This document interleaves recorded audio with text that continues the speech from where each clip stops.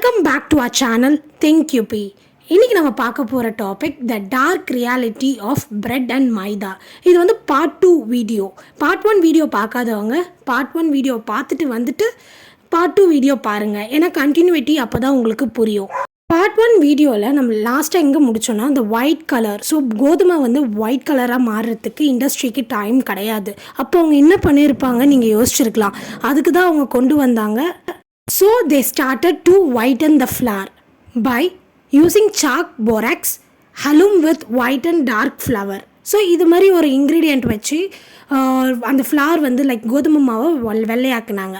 But in 1898 bleaching agents were introduced. இப்போ தான் கதையில் ஒரு ட்விஸ்ட்டு. ப்ளீச்சிங் ஏஜெண்ட்டை இன்ட்ரடியூஸ் பண்ணாங்க. These company started bleaching the flour. எந்தெந்த ரியாக்டண்ட்டை வச்சு அவங்க வந்து ப்ளீச் பண்ணாங்கன்னா nitrogen peroxide, benzyl peroxide, chlorine dioxide, ozone. Simply because they wanted to lure the customers with the white flour. அவங்கள வந்து அட்ராக்ட் பண்ணணும், அவ்வளோதான். அதுக்கு வந்து அவங்க என்ன வேணால் பண்ணுறதுக்கு ரெடியாக இருந்தாங்க. Patents were being filed to countries like Britain, US and France. இந்த ப்ளீச்சிங் ஏஜென்ட் பண்ணுறதுக்காக பேட்டன்ட்டும் வாங்கியிருக்காங்கன்னா பார்த்துக்கோங்களேன். Several people were strictly against this. They saw the harm in the practice. Several leaders raised their voice against this, such as American chemist Harvey Valley. He used a slogan, "Save the bread, save the nation." But the matter went into the courts. The bread manufacturer argued that since they were using a small amount of nitrate and chemicals, it wouldn't be very harmful. So வந்து ஆர்வின் வெள்ளின்றவர் வந்து என்ன பண்ணியிருக்காருன்னா bread save the bread save the nation சொல்லியிருக்காங்க. இந்த case வந்து கோர்ட்டுக்கு போச்சு. இந்த இன்க்ரீடியன்ட்ஸ்லாம் ப்ளீச்சிங் ஏஜென்ட்ஸ் யூஸ் பண்ணுறதுனால கோர்ட்டுக்கு போச்சு. ஆனால் மேனுஃபேக்சரர்ஸ் என்ன கிளைம் பண்ணியிருக்காங்க, நாங்கள் வந்து ஸ்மால் அமௌண்ட் தான் யூஸ் பண்ணுறோம், பட் இது வந்து நம்ம எந்த ஒரு ஹார்ம்ஃபுல்லோ ஹியூமன் பீயிங்ஸ் கொண்டு வராதுன்னு சொல்லிட்டு சொன்னாங்க.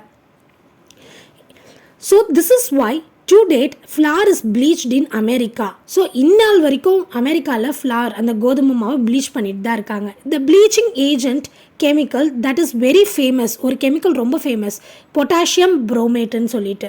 It is used first in 1916. It helps to expand more. So ஒரு ப்ரெட்டை வந்து நல்லா ஒரு எக்ஸ்பேண்ட் ஆகிறதுக்கு இந்த பொட்டாசியம் புரோமேட் ரொம்ப யூஸ்ஃபுல்லாக இருக்குது. The problem is today we know this chemical causes kidney problem. That is why this chemical potassium bromate is branded in European Union like Canada, Brazil and China. What about India?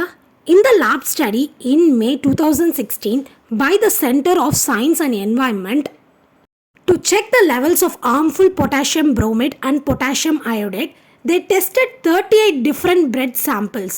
In 84% of the sample, either both or of the chemicals are present. ஷாக்கிங்காக இருக்குல்ல. இந்த இந்தியாவில் வந்து இந்த test பண்ணும்போது 38 bread சாம்பிள்ஸை வச்சு பண்ணாங்க. அதில் 84% ஆஃப் சாம்பிள் வந்து ஒரு கெமிக்கல் இருக்கும், இல்லைனா 2 கெமிக்கல் இருக்குதுன்னு தெரிய வந்தது. The good news is that a few days after the study, the All India Bread Manufacturer Association decided to stop using potassium bromate and potassium iodide in breads.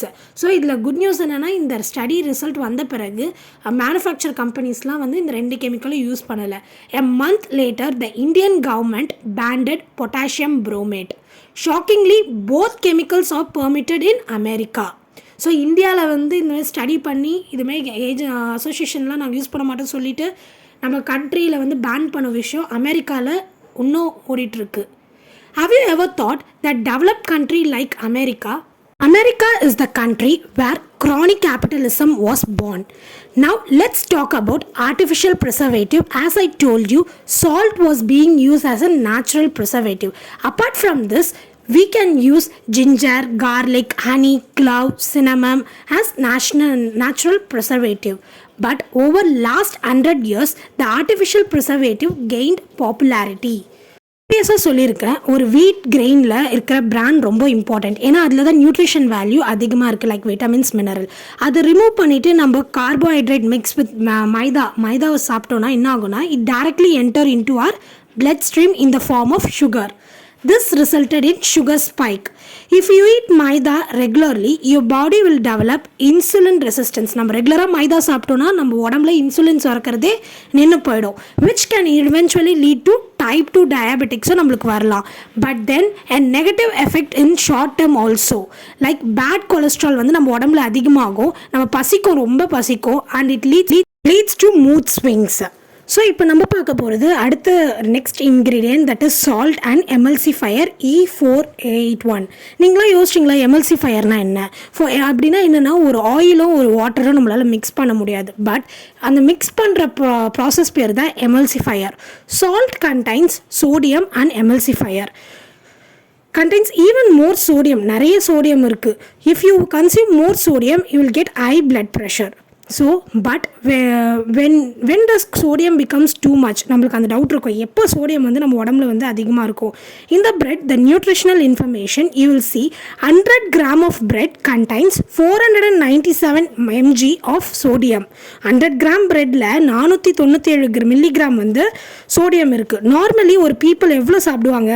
4 or 5 slices of bread at a time நம்ம சாப்பிடுவோம். 200 gram of bread contains 994 mg of sodium. If you add butter, சில பேர் சொல்லுவாங்க எனக்கு bread toast தான் வேணும் அப்படின்ட்டு. அப்போ நீங்கள் ப்ரெட்டை வந்து டோஸ்ட் பண்ணிங்கன்னா, லைக் பட்டர் போட்டிங்கன்னா இன்னும் சோடியம் அதிகமாகும். அது நீங்கள் கேட்கலாம் எப்படி அப்படின்னு கேட்டிங்கன்னா, 30 gram of butter contains 250 mg of sodium. So இதுவே வந்து நம்ம ஒரு நாள் கன்சியூம் பண்ணுறது பாதி டெய்லி கன்சம்ஷன் இதுவே ஆகிடும். ஸோ நெக்ஸ்ட் நம்ம பார்க்க போகிறது, researcher analyse the salt in 2000 types of bread in 32 countries. நம்ப முடியுதா? சால்ட் அனலைஸ் பண்ணுறதுக்காக 2000 டைப்ஸ் ஆஃப் பிரெட்டை அனலைஸ் பண்ணியிருக்காங்க. Here what they find. The next ingredient on the list is class 2 preservative, that is E282 சொல்லிட்டு class 2 preservative பற்றி நம்ம பார்க்க போகிறோம். E282 அந்த ப்ரிசர்வேட்டிவ்க்கு நேம் சொல்ல மாட்டிங்களா நீங்கள் கேட்டிங்கன்னா, அந்த நேம் தான் கால்சியம் ப்ரொபனேட். இன்னும் கெமிஸ்ட்ரியில் படித்த நேமில் சொல்கிறீங்க. ஆமாங்க, கெமிஸ்ட்ரியில் படித்த கெமிக்கல்ஸ் தான் நம்ம டே டு டே சாப்பிட்ற ஃபுட்டில் ஆட் ஆகிருக்கு. இந்த study published in June 2019 international journal of molecular epidemiology and genetics showed that this chemical can specifically create allergy intolerance, eczema, migraine headache and skin rashes. The next acidity regulator we are going to see is E270. This is lactic acid. E270 என்னது lactic acid. And the antioxidant பற்றியும் பார்க்க போகிறோம், that is E300. The ascorbic acid னு சொல்லுவாங்க. Both are generally recognized as safe and permitted for use in most places-ல use பண்ணுறதுக்கு இந்த ரெண்டு ஆசிடோ யூஸ் பண்ணிக்கலாம், லைக் வந்து ஆசிடிக் ஆசிடோ ascorbic ஆசிடோ. This is the present day status as per existing research. Now you would have discussed, ask me, இன்னும் நீங்கள் சொல்கிறீங்க ஒன்றும் புரியலன்னு நீங்கள் கேட்கலாம். Look at the website of European food safety அத்தாரிட்டியை பாருங்கள். Last year a very common food color E171 was banned. So E171 வந்து பேண்ட் ஆகிருக்கு. Think of people who are consuming this whole life. நினச்சி பாருங்கள், இந்த ஃபுட் கலரை வந்து ஒரு த்ரூ அவுட் லைஃப்பில் சாப்பிட்டவங்களை பற்றி நினச்சி பாருங்கள்.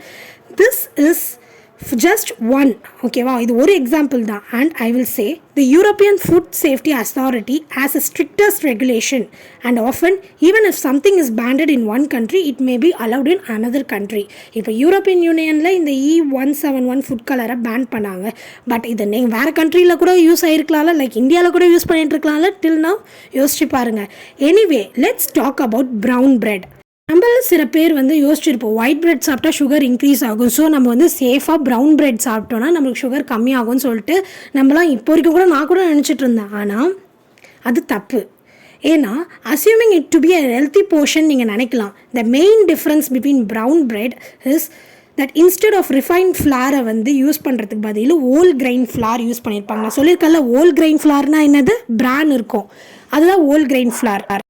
இப்போ நீங்கள் ஒரு ஃபேமஸான ஒரு ப்ரௌன் பிரெட் வாங்குறீங்க வச்சுக்கோங்களேன், அந்த கவரில் பேக் சைட் நீங்கள் பார்த்தீங்கன்னா you will see 53% of its weight is whole wheat ஃப்ளார்னு சொல்லிட்டு போட்டிருப்பாங்க.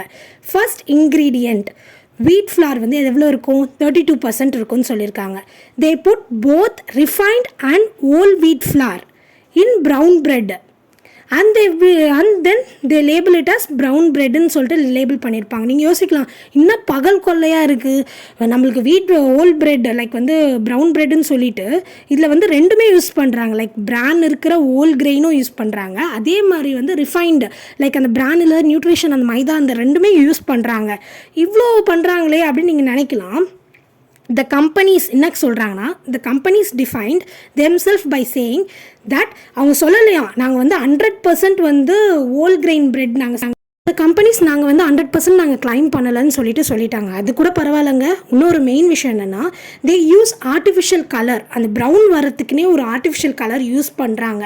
அந்த கலர் பேர் தான் வந்து கேரமல் கலர்னு சொல்லிட்டு சொல்கிறாங்க. தட் இஸ் E150A E150BCDன்னு சொல்லிட்டு அந்த கேரமல் கலர் இருக்குது. இந்த கேரமல் கலர் சாப்பிட்றதுனால நம்மளுக்கு கேன்சர் கூட வரக்கூடும். அது மட்டும் இல்லாமல் இந்த கலர் வந்து நம்ம நார்மல் ப்ரெட்டோட அவங்க என்ன ஒயிட் கலராக இருக்கிறத கூட நல்ல ப்ரௌன் ப்ரெட்டுன்னு சொல்லிட்டு விற்க முடியும். ஸோ இது மாதிரி வந்து இன்க்ரீடியன்ட் லிஸ்ட் வந்து நம்ம பார்க்கணுங்க. ஏன்னா இந்த மாதிரி சொசைட்டியில் இது மாதிரி காம்படிட்டிவ் வேர்ல்டில் நம்மளுக்கு ஹெல்த்தியான ஃபுட் கிடைக்கணுன்னா நம்ம தேடணும், சர்ச் பண்ணணும். ஆனால் வந்து நான் சொல்கிறது என்னென்னா, அந்த காலத்துலேருந்து நம்ம யூஸ் பண்ணுற லைக் சாப்பிட்ற இட்லி, தோசை, சப்பாத்தி இதுவே போதுங்க. நம்ம வந்து லைக் ஆர்டிஃபிஷியலாக நம்ம எதுவுமே தேடி போக தேவையில்ல. எது பண்ணுறதா இருந்தாலும் தெளிவாக நம்ம வந்து பிளான் பண்ணி பண்ணணும்னு சொல்லுவாங்க. அதேமாரி தான் நம்ம சாப்பிட்ற விஷயத்தையும் நல்லா தெளிவாக யோசித்து சாப்பிட வேண்டிய கட்டாயத்தில் வந்துட்டோம். ஸோ நான் இது வரைக்கும் வந்து ஒரு ரியாலிட்டி ப்ரெட்டுக்கும் மைதாக்கும் உள்ள ஒரு கிளியர் அனாலிசிஸ் கொடுத்துட்டேன். If you have any doubt just mention in the comment section. Do subscribe my video. Thank you for வாட்சிங் my channel. Have a great evening.